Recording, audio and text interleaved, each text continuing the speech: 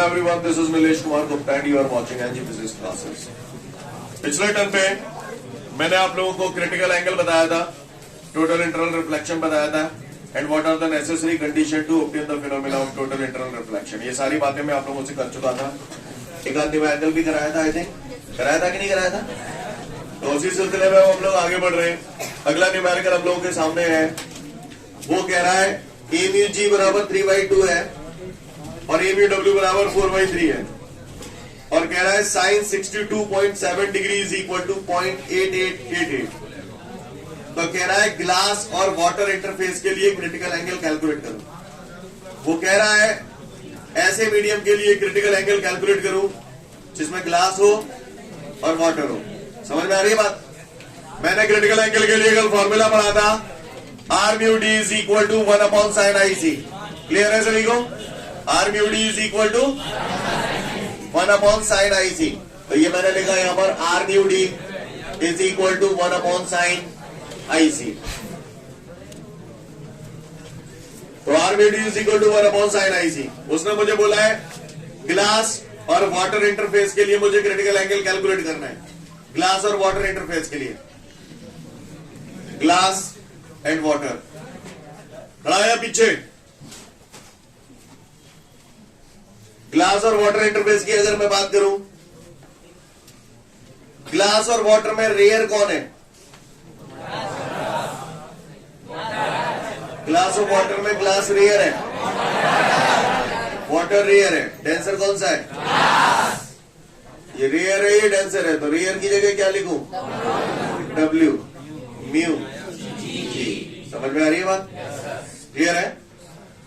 तो बात समझ में आ रही है सभी को। Is equal to 1/sin IC। Step clear है सभी को। हम लोगों ने पढ़ा था 1 म्यू 2 बराबर म्यू 2 अपॉन म्यू 1। तो W म्यू जी की जगह क्या लिख दो? Mu G upon mu W। यहां पर किसके रिस्पेक्ट में है ये? एयर के रिस्पेक्ट में। किसके रिस्पेक्ट में है ये? एयर के रिस्पेक्ट में। ए म्यू जी बराबर 3/2 दे रहा है, 3/2 divided by A mu W 4/3 is equal to 1/sin IC। क्या स्टेप समझ में आया सभी को? किसी को कोई दिक्कत? आगे बढ़ जाऊं। अगर यहां तक बात समझ में आती है तो आगे की बात करता हूं। ये 3 ऊपर पहुंच जाएगा तो 3 3 9 divided by 4 2 8 is equal to 1/sin IC। इसे पलटूंगा तो ये भी पलट जाएगा। तो sin IC बराबर कितना हो जाएगा? 8/9। तो ये हो जाएगा sin IC is equal to 8/9। Divide करो। क्लियर? बात क्लियर है? बात समझ में आ रही है सभी को। sin IC is equal to 9/8, 8/9। 9 1 9 divide जा रहा है, डेसिमल लगा दिया, 0 बढ़ा दिया। क्लियर है भैया? कितनी बार जाएगा? तो 9 8 जा 72 बचा 8, डेसिमल लगाया, फिर 0 बढ़ाया, कितना हो गया? फिर 9 8 जा 72। यही प्रोसेस बार बार आती जाएगी। सीन क्लियर है सभी को। sin IC बराबर हमारा आ गया 0.8888। तो ये मैंने क्या किया? sin IC is equal to 0.8888 की जगह क्या लिख दो? sin 62.7 degree. तो ये मैंने लिखा sin 62.7 डिग्री। साइन से साइन कट जाएगा तो IC बराबर हमारा कितना हो गया? 62.7 डिग्री। ठीक क्लियर है सभी को? कोई दिक्कत? आगे बढ़ जाओ। चलो तो फटाफट से नोट डाउन कर लो, फिर आगे की बात करता हूं। इसके बाद हमारे सामने अगला क्वेश्चन है। मुझसे कह रहा है एक मीडियम है, बता नहीं रहा कौन सा मीडियम है। वो कह रहा है एक मीडियम है जिसका रिफ्रैक्टिव इंडेक्स हमें कैलकुलेट करना है with respect to air. Clear? और उसके लिए क्रिटिकल एंगल दे रहा है आपको 45 डिग्री। क्वेश्चन समझ में आया? क्लियर है? समझ में आ रही बात? चलिए तो करते हैं इसे। हमें नहीं मालूम क्रिटिकल एंगल का, हमें केवल एक फॉर्मूला मालूम है, R mu D is equal to 1/sin IC। Rare denser. अब भैया इसमें सबसे रेयरेस्ट मीडियम एयर है, तो जाहिर सी बात है ये जो है वो इसके कॉम्पैरेटिवली डेंसर ही होगा। तो क्या लिखूं यहाँ पर मैं? ए म्यू है is equal to 1 upon sine IC कितना है 45 डिग्री। साइन 45 डिग्री की वैल्यू कितनी होती है 1 अपॉन √2। तो 1 अपॉन √2 कहां पहुंच जाएगा ऊपर, यहाँ √2 लिख दो तो मीडियम का रिफ्रैक्टिव इंडेक्स आपका आ गया √2। I hope you understand, note it down. अगला क्वेश्चन है हम लोग के सामने, explain the examples of total internal reflection. Total internal reflection के एग्जांपल पूछ रहा है मुझसे। कल हम लोगों ने टोटल इंटरनल रिफ्लेक्शन पढ़ा था। जब कोई लाइट रे किसी सरफेस पे इस प्रकार इंसिडेंट होती है कि अगर इंसिडेंट एंगल की वैल्यू क्रिटिकल एंगल से ज्यादा है तो वो लाइट रे उस सरफेस से टकराकर वापस उसी मीडियम में लौट जाती है। इस फिनोमेना को हम लोग टोटल इंटरनल रिफ्लेक्शन बोलते हैं। सीन क्लियर है सभी? अच्छी बात। वेल, आप सभी लोगों ने 11th में पढ़ा होगा ये बात। ये एक सरफेस है, इस सरफेस पे जैसे कोई लाइट रे गिरी तो यहां पर 3 बातें होती हैं, है ना। ये सरफेस है, यहां 3 बातें होती हैं।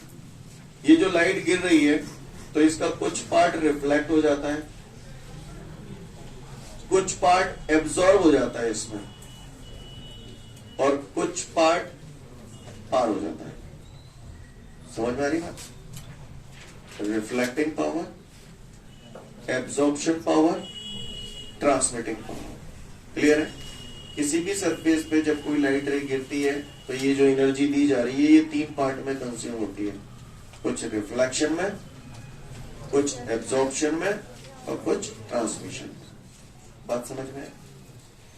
जब आपको रिफ्लेक्शन पढ़ाना होता है तो इतनी रामायण की बात नहीं करते, इसकी बात करते हैं और इसकी बात करते हैं, दैट्स ऑल, खत्म। जब रिफ्लेक्शन पढ़ाना होता है, जब रिफ्रैक्शन पढ़ाना होता है, जैसा कि मैंने आपको पढ़ाया, तो मैं केवल इसकी बात करूंगा और इसकी बात करूंगा, एब्जॉर्प्शन की कोई बात नहीं करूंगा। आपको मेरी बात समझ में आ रही है? और वो तो ये सारी कहानी रही है ना। बात समझ में आ रही है? तो जब जिस फिनोमेना की बात की जाती है हम उसी को कंसीडर करते हैं। अब फिलहाल हमारे सामने जो क्वेश्चन है, तो क्वेश्चन क्या था? हाँ, example of total internal reflection. ठीक है, तो हमारे सामने क्वेश्चन ये है कि टोटल इंटरनल रिफ्लेक्शन समझना है। टोटल इंटरनल रिफ्लेक्शन या टोटल वर्ड का मतलब ही ये है कि यहां पर जितनी लाइट रे आई, न कुछ एब्जॉर्ब हुई न कुछ ट्रांसमिट हुई, पूरी की पूरी रिफ्लेक्ट हो गई। इसीलिए वर्ड यहां पर यूज आ रहा है टोटल। टोटल इंटरनल रिफ्लेक्शन यानी जो भी लाइट रे गिर रही है वो पूरा की पूरा रिफ्लेक्शन। समझ में आएगा? सीन क्लियर है? करुआ है, करुआ, क्लियर? तो वो जो करुआ है आपने देखा होगा, उसके जो फोटोग्राफ आते हैं तो वहां मैंने उजरो दिखने लगा। तो सही बोल रहा हूं? होता है कि नहीं? Enough, try to understand, listen everyone, ध्यान से सुनेंगे। कोई भी सरफेस है, अब जब करुआ है लाइट में ठीक ठाक क्यों नजर आ रहा है? उसका कारण है कि जहां पर भी वो करुआ धरा हुआ है तो उस पर लाइट गिर रही है कहीं ना कहीं से, और वो लाइट उस करुए पे गिर रही है और उसके बाद रिफ्लेक्ट होकर मेरी आंखों पे पड़ रही है। इसकी वजह से वो करुआ मुझे चमकता हुआ नजर आ रहा है, ग्लो करता हुआ नजर आ रहा है, शाइन करता हुआ नजर आ रहा है। जहां कहीं भी टोटल इंटरनल रिफ्लेक्शन का फिनोमेना होता है वहां चीजें ब्राइट और चमकीली नजर आती हैं। कोई भी चीज अगर आपको चमकीली नजर आए और पूछे काय का एग्जाम्पल है तो बोलना टोटल इंटरनल रिफ्लेक्शन का एग्जाम्पल है। कांच होता है ग्लास, ग्लास में अगर क्रैक पड़ जाए, दरार पड़ जाए, तो वो दरार आपको चमकीली सी नजर आती है, तो उसका कारण है टोटल इंटरनल रिफ्लेक्शन। हीरे का चमकना, डायमंड, हीरा चमकता है, शाइन करता है, क्या का रीजन है? Total internal reflection. हीरे की जो कटिंग होती है तो वो कटिंग की ही इस प्रकार से जाती है कि जब उस पर लाइट रे गिरे तो कुछ इस प्रकार गिरे कि इंसिडेंस एंगल की वैल्यू क्रिटिकल एंगल से ज्यादा हो, तो वो ऑटोमेटिकली रिफ्लेक्ट हो जाएगी और शाइन करेगी चीज। कहानी समझ में आ रही है आपको मेरी? सीन क्लियर है? तो brilliance of diamond is the example of total internal reflection. Clear? Shining of cracks in the glass is the example of total internal reflection. Clear? रावण सुना है? रावण काय में था, रामायण में था। रावण का मामा कौन था? मारीच। रावण का मामा मारीच था। उस मारीच का रोल क्या था रामायण में?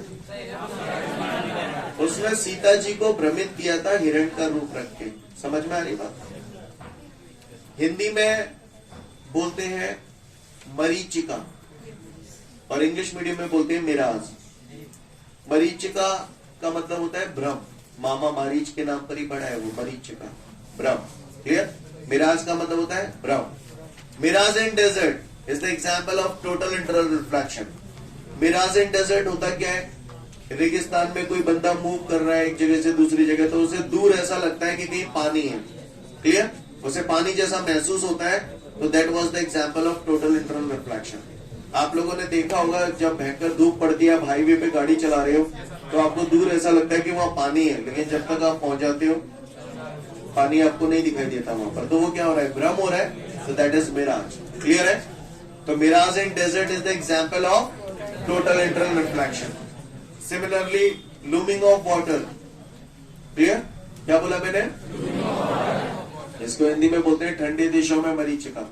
ये भी एग्जाम्पल है total internal reflection. Looming of water है क्या?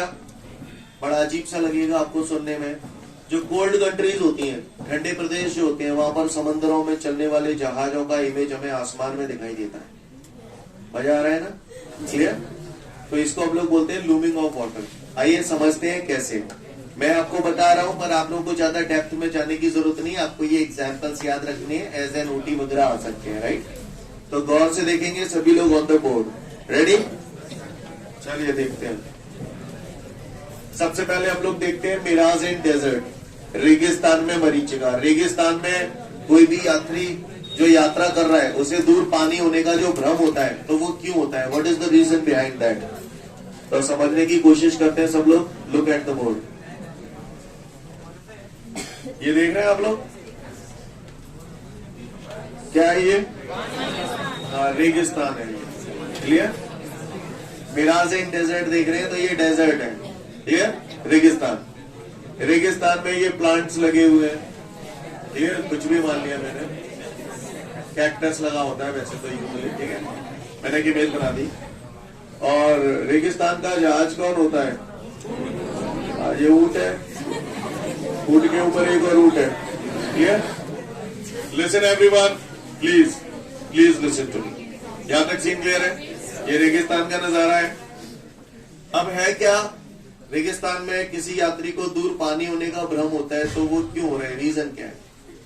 रेगिस्तान है, दिन की गर्मी है भयंकर, तो रेत कैसी होगी? गरम रेत होगी। गरम रेत होगी तो गरम रेत के कांटेक्ट की जो ये एयर की लेयर्स बनाई है मैंने, है ना? तो ये एयर की लेयर्स यहाँ पर जो होंगी वो कैसी होंगी? गरम, क्योंकि रेत के कांटेक्ट में तो गरम होगी, तो ये गरम हवा है, हॉट एयर है। राइट? Hot air. इसके कॉम्परेटिवली ऊपर की एयर कैसी होगी? Cold air. अब मुझे बताओ, गरम हवा और ठंडी हवा, कौन सी हवा भारी होती है, कौन सी हवा हल्की होती है? ठंडी हवा भारी होती है। गरम हवा, अगर गरम हवा हल्की होती है तो गरम हवा रेयर मीडियम की तरह बिहेव करेगी या डेंसर मीडियम? तो ये हॉट एयर है तो ये रेयर मीडियम की तरह बिहेव करेगी। ये कोल्ड एयर है तो ये डेंसर मीडियम की। यानी मैं जैसे जैसे नीचे आता जाऊंगा डेंसर से रेयर की तरफ जा रहा हूँ। सही बोल रहा हूँ? बात समझ में आ रही? सपोज करिए कोई रे आई यहाँ से, तो ये इंसिडेंट रे हो गई, ये इंसिडेंट पॉइंट हो गया। This is the normal at the point of incidence. क्या यहाँ से एक ही रे आ रही है? दुनिया भर की रेज आ रही है। कोई ना कोई रे ऐसी होगी जिनके लिए इंसिडेंस एंगल की वैल्यू क्रिटिकल एंगल से ज्यादा होगी, और जब इंसिडेंस एंगल की वैल्यू क्रिटिकल एंगल से ज्यादा होगी तो क्या होगा? इनका रिफ्लेक्शन हो जाएगा। और जब टोटल इंटरनल रिफ्लेक्शन होगा तो फाइनली ये इसको दिखाई देंगी यहाँ पर। तो यहाँ से जो बंदा देख रहा है उसको ये रे कहीं ना कहीं पीछे से आती हुई अपीयर होगी, और उसे इस पेड़ का इमेज, इस प्लांट का इमेज यहाँ पर दिखाई देगा। प्लांट का उल्टा इमेज दिखाई देना, ये क्लियर इस बात का इंडिकेशन है कि यहाँ पर पानी। समझ में आ रही मेरी बात? इसको हम लोग बोलते हैं मिराज इन डेजर्ट। मैंने तो आपको काफी डिटेल में बताया, पर आपको ज्यादा जानने की जरूरत नहीं। आप तो केवल इतना बोल देना, the false impression of water in the desert is called mirage in desert. एक नंबर में अगर आता है तो कहानी समझ में आई? क्लियर? इसी प्रकार हम लोग देखते हैं लूमिंग ऑफ वाटर। क्या? लूमिंग ऑफ वाटर जो होता है वो कोल्ड कंट्रीज में होता है। आप लोग ये बनाना चाहेंगे कि मिटा दो? और जो लोग बनाना चाहेंगे बना लें फटाफट। चलिए देखते हैं लूमिंग ऑफ वाटर में क्या होता है। गौर से देखिए सब लोग।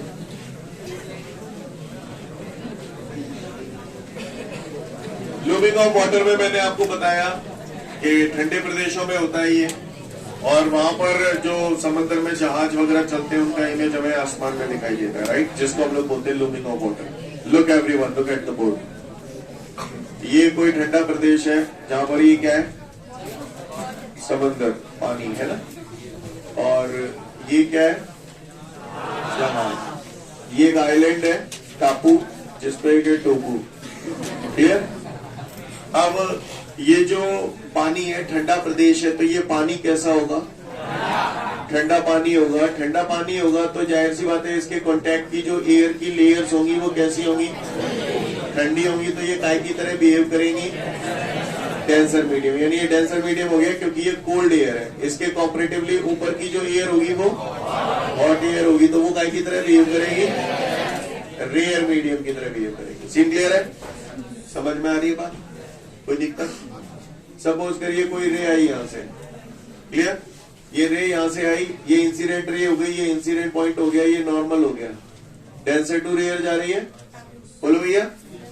अब अगर यहाँ पर इंसिडेंस एंगल की वैल्यू क्रिटिकल एंगल से ज्यादा, एक आध रे तो नहीं निकल रही, दुनिया भर की रे निकल रही है, तो अगर इंसिडेंस एंगल की वैल्यू क्रिटिकल एंगल से ज्यादा हुई तो क्या होगा, टोटल इंटरनल रिफ्लेक्शन हो जाएगा। तो ये इसकी आंखों पे पड़ेंगे, तो यहाँ से जो बंदा देख रहा है उसको ये रे पीछे से आती अपीयर होगी, और उस जहाज का इमेज उसे आसमान में दिखाई देगा। बात समझ में आ रही है? इसको हम लोग बोलते हैं looming of water. Scene clear है? समझ में आ रही है बात? ज्यादा दिमाग का दही नहीं कर रहा हूं, लेकिन आपको स्पेशली एग्जाम्पल्स याद होनी चाहिए। Looming of water, mirage in desert, shining of cracks in the glass and brilliance of diamond. Clear? सुन ले, कईयों बार आ चुका है बोर्ड एग्जाम में, कंफ्यूजन होता है बच्चों को, आता है twinkling of star is the example of, तो वो रिफ्लेक्शन का था, और brilliance of diamond is the example of total internal reflection. इसमें बच्चे बहुत कंफ्यूज हो जाते हैं अक्सर, ठीक है ना, तो डोंट गेट कंफ्यूज। पढ़ लो एग्जाम्पल, फिर मैं आगे की बात करूंगा आप लोगों से। नेक्स्ट क्वेश्चन हम लोगों से बोल रहे हैं, define total reflecting prism. Total reflecting prism के बारे में पहले मुझे ये बताओ, राइट एंगल ट्राइंगल क्या होता है? अच्छा, राइट एंगल ट्राइंगल में 90 डिग्री का एंगल का होना जरूरी है। आइसोसेलेस ट्राइंगल में दो साइड ही साइड बराबर होती है और कुछ नहीं होता, दो एंगल भी बराबर होते हैं। मतलब अगर आइसोसेलेस ट्राइंगल होगा तो जाहिर सी बात है दो एंगल बराबर होंगे, और राइट एंगल ट्राइंगल है तो एक एंगल 90 डिग्री का होगा, ये कंपलसरी है। और अगर कोई राइट एंगल आइसोसेलेस ट्राइंगल है तो एक एंगल 90 डिग्री का होगा, और बचे तो 45 के होंगे। आपको समझ में आती है बात? तो total reflecting prism is the right angle isosceles triangle. Clear? Total reflecting prism, prism usually आपने देखे होंगे, अभी तक आप जो समझते हो प्रिज्म की जब भी बात आ जाती है आपको इतना समझ में आता है प्रिज्म कांच का बना होता है। सही बोल रहा हूं ना? लेकिन आपको बता दूं, अब थोड़ा सा आगे हम लोग जानेंगे, आगे टॉपिक भी आएगा पूरा प्रिज्म। प्रिज्म का जो कांच होता है वो दो टाइप का होता है, एक क्राउन कांच का प्रिज्म होता है, एक फ्लिंट कांच का प्रिज्म होता है। ये कांच की अलग अलग वेरायटी है। समझ में आ रही है बात? क्या क्या के प्रिज्म होते हैं? क्राउन कांच के और फ्लिंट कांच के। क्लियर? ये कांच की दो अलग अलग वेरायटी है। तो प्रिज्म का आपने जो शेप देखा होगा ट्राइंगुलर शेप का होता है। क्लियर? तो वो कुछ और नहीं होता, राइट एंगल आइसोसेलेस ट्राइंगल होता है। अब अगर मैं बोल रहा हूँ टोटल रिफ्लेक्टिंग प्रिज्म एक ऐसा प्रिज्म है जो कि राइट एंगल आइसोसेलेस होता है, तो इसका मतलब ये हुआ कि उसमें एक एंगल 90 डिग्री का होगा, बाकी के दो एंगल 45 डिग्री 45 डिग्री के होंगे। आपको मेरी बात समझ में आ रही है? ये जो प्रिज्म है इनका यूज बेसिकली बाइनोक्यूलर्स, पेरिस्कोप वगैरह बनाने में किया जाता है। क्लियर? इनका यूज जो होता है लाइट रेज को 90 डिग्री के एंगल से डेविएट करने के लिए, लाइट रेज को 180 डिग्री के एंगल से डेविएट करने के लिए। क्लियर? और उल्टे इमेज को सीधा करने के लिए या सीधे इमेज को उल्टा करने के लिए हम लोग इन प्रिज्म का यूज करते हैं। देखते हैं हम लोग कैसे। इतना समझ गए कि टोटल रिफ्लेक्टिंग प्रिज्म कुछ और नहीं है, राइट एंगल आइसोसेलेस ट्रायंगल है। मैंने ये भी सुना है कि जब भी कोई लाइट रे किसी सरफेस पे परपेंडिकुलर गिरती है तो सीधी निकल जाती है, आप जानते हो। चलिए देखते हैं, आइए।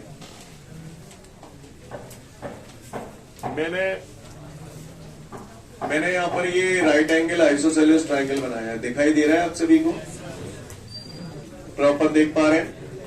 ये एंगल 90 का हो गया, 45 45। सीन क्लियर है? किसी को कोई दिक्कत? सबको बात समझ में आ रही है? आगे बढ़ जाओ। यहां पर ये एक ऑब्जेक्ट रखा हुआ है, ठीक है जी, AB is the object. Okay, तो ये जो ऑब्जेक्ट है, इस ऑब्जेक्ट से लाइट रे निकल रही है। आप मुझे बता सकते हैं ये जो लाइट रेज निकल रही है वो इस सरफेस पे कैसे गिर रही है? परपेंडिकुलर गिर रही है। तो क्या लगता है कैसे जाने वाली है? सीधी निकल जाएंगी। यू मीन टू से ऐसे? सही जा रहा हूं मैं? बोले भैया, अच्छी बात है। अब ये लाइट रे दोनों इस सरफेस पे गिर रही है, तो इस सरफेस के लिए ये इंसिडेंट रे, ये point of incidence, and this is normal at the point of incidence. Scene clear है सभी को? क्या ये normal at the point of incidence? ऐसे ही यहां पर भी नॉर्मल बना दो। ये कौन सा एंगल होगा? अगर इस इंसिडेंस एंगल की वैल्यू क्रिटिकल एंगल से ज्यादा हुई तो क्या होगा? टोटल इंटरनल रिफ्लेक्शन होगा। तो क्या ये यहां से एयर में जा पाएगी? ये रिफ्लेक्ट होके नजारा ऐसा हो जाएगा, ऐसे ही इसका भी ऐसे ही हो जाएगा। बोलो, अब इस सरफेस पे ये लाइट रे कैसे गिर रही है? कैसी जाएंगी? सीन क्लियर है? माइंडेड। बी से रे निकली, ये आई और फिर ये आई, तो ये पॉइंट हो गया बी डैश। ए से रे निकली, ये आई और ये आई, ये हो गया ए डैश। यानी जो ऑब्जेक्ट ऐसे रखा था वो वैसे हो गया। ये लाइट रे को गौर से देखिए, डेविएट हो गई है। कितने डिग्री के एंगल से डेविएट हुई? 90 डिग्री के एंगल से डेविएट हुई। इसीलिए बोला था मैंने कि टोटल रिफ्लेक्टिंग प्रिज्म का यूज हम लोग लाइट रे को 90 डिग्री के एंगल से डेविएट करने के लिए करते हैं। कहानी समझ में आई आप सभी को? कोई दिक्कत? आगे बढ़ जाओ। मान के चलिए कोई मार्कर ऐसे रखा हुआ है, घूम के ऐसे हो जाए, कितने डिग्री के एंगल से डेविएट हो गया जी? 180। समझ में आता है आपको? ठीक है, आगे बढ़ते हैं। अगर आपको यहां तक सारी बातें क्लियर हो गई तो अगली बात पे आता हूं, गौर से देखिएगा सभी लोग। अब ये इस प्रिज्म को मैंने थोड़ा घुमाकर रख दिया है, लाइक दिस। देख पा रहे हैं आप लोग? ये वाला हिस्सा देखो, ये हिस्सा ये आ गया और ये वाला हिस्सा ये। सीन क्लियर है सभी को? चलो आगे। ये ऑब्जेक्ट रखा हुआ है यहाँ पर ए बी, देख पा रहे हैं आप लोग ऑब्जेक्ट को? सीन क्लियर है सभी को? चलो भैया फिर से, कैसी जाएंगी ये? सीधी जाएंगी। तो नजारा ऐसा हो जाएगा। बोलो भैया, अब ये इंसिडेंट पॉइंट हो गया, ये क्या हो गया? नॉर्मल। अगर यहाँ पर इंसिडेंस एंगल की वैल्यू क्रिटिकल एंगल से ज्यादा हुई तो टोटल इंटरनल रिफ्लेक्शन, कहानी ऐसे हो जाएगी। बोलो भैया, अब कैसे जाएंगी ये? सीधी क्यों जाएंगी भैया? इस सरफेस पे क्या परपेंडिकुलर गिर रही है? ये सरफेस तो ऐसे रखा है। सरफेस अगर ऐसे होता तो सीधी जाती, ये तो ऐसे इंक्लाइंड वे में है सरफेस, सीधी जाएंगी। अब इस सरफेस के लिए ये इंसिडेंट रे हो गई, ये इंसिडेंट पॉइंट हो गया, और ये क्या हो गया? ऐसे ये क्या हो गया? अगर इस इंसिडेंस एंगल की वैल्यू क्रिटिकल एंगल से ज्यादा हुई क्या होगा? फिर से टोटल इंटरनल रिफ्लेक्शन हुआ। अब इस सरफेस पे पड़ रही है, ये कैसे जाएंगी? क्योंकि परपेंडिकुलर गिर रही है, तो ये भी सीधी। क्लियर है? जिस किसी की भी आवाज आ रही है प्लीज साइलेंट मोड में बैठ जाए। बी से रे निकली, ये आई और ये आई, तो ये हो गया बी डैश। ए से रे निकली, ये हो गया ए डैश। तो नजारा ऐसा हो गया। जो चीज ऐसे रखी थी, लिसन एवरीवन, जो चीज ऐसे रखी थी इसमें एरो ऊपर है, घूम के कैसे हो गई? लाइट रे ऐसे जा रही थी इस तरफ और बाद में इस तरफ हो गई। कितने डिग्री के एंगल से डेविएट हो गई? 180 डिग्री के एंगल से डेविएट हो। इसीलिए मैंने बोला था टोटल रिफ्लेक्टिंग प्रिज्म का यूज लाइट रे को 180 डिग्री के एंगल से डेविएट करने के लिए करते हैं। समझ में आई बात? ओके। तीसरा यूज देखेंगे ध्यान से हम लोग। ये मैंने प्रिज्म बना दिया,